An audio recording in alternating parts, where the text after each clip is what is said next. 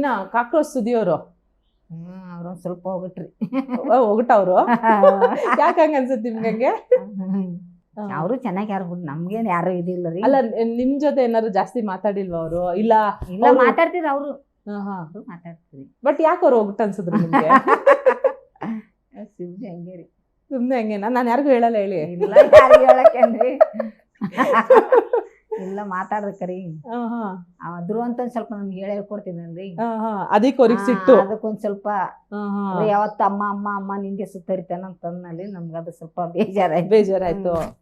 ಇಲ್ಲಿ ಕಾನು ಒಳ್ಳೆವಾದ್ರಿಂದ ಗಡಿ ಯಾವಾಗ್ಲೂ ಪಾಪ ಪದೇ ಪದೇ ಹೇಳೋರು, ಧ್ರುವಂತು ಮಲ್ಲಮ್ಮವ್ರನ್ನ ಮುಂದೆ ಇಟ್ಕೊಂಡು ಆಟ ಆಡ್ತಾರೆ, ಮಲ್ಲಮ್ಮನ ಮುಂದೆ ಇಟ್ಕೊಂಡು ಆಟ ಆಡ್ತಾರೆ ಅಂತ. ಸುದಿಯವರೇ ಒಂದ್ 2-3 ಸತಿ ಹೇಳಿದ್ರು. ಹಂಗೇನಿಲ್ಲ ರೀ, ನಾನು ಹೇಳ್ಕೊಡವ್ರಿ. ನೀವ್ ಅದಕ್ಕೆ ಮಡಕೆಗೆ ಅವ್ರದೇ ಫೇಸ್ ಹಾಕ್ಬಿಟ್ಟು ಹೊಡಿತೀರಾ? ಅದಕ್ಕೆ ಇಲ್ಲ, ಅದು ಒಂದ್ಸಲ ಏನೈತ್ರಿ, ಅದು ಗೆಜ್ಜಿ ಸೌಂಡ್ ಬಂತಲ್ರಿ, ಅದು ನೀವೇ ಮಾಡ್ತೀರಿ ಅಂತೇಳಿ ನಮ್ಮ ಮಕ್ಕಳಿಗೆ ಬೆಡ್ಶೀಟ್ ತೆಗಿರಿ, ಬೆಡ್ಶೀಟ್ ತಗೊಂಡ್ರಿ ನಮ್ಗೆ ಅದಕ್ಕೆ ಸಿಟ್ಟು ಬಂದಿತ್ರಿ ಸ್ವಲ್ಪ. ಮತ್ತ ಆಮೇಲೆ ನಿಮ್ಗಲ್ಲಮ್ಮ ರಕ್ಷಿತನ ಬೆಲ್ಲಿಲ್ಲ ಅದು ಗೆಜ್ಜಿ ಸೌಂಡ್ ಮಾಡಿದವ್ರಿಗೆ ಬಿಟ್ಟಿರಿ, ನಮ್ಮ ಮೇಲೆ ಬಂದಿರಿ ಅಂತ. ನಿಮ್ಗೆಲ್ಲ ಗೊತ್ತಿತ್ತ ಗೆಜ್ಜೆ ಸೌಂಡ್ ಯಾರು ಮಾಡ್ತಿರೋದು? ನಾನೆಲ್ಲ ಹೇಳ್ದೆ ರೀ ಅವ್ರಿಗೆ, ಕೇಳಿಲ್ಲ ನನ್ನ ಮಾತ.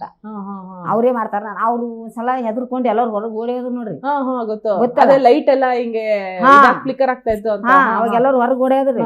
ನಾವ್ ದಿಂಬು ತೆಗ್ದು ನೋಡ್ರಿ, ದಿಂಬು ಬುಡಕಿತ್ತು.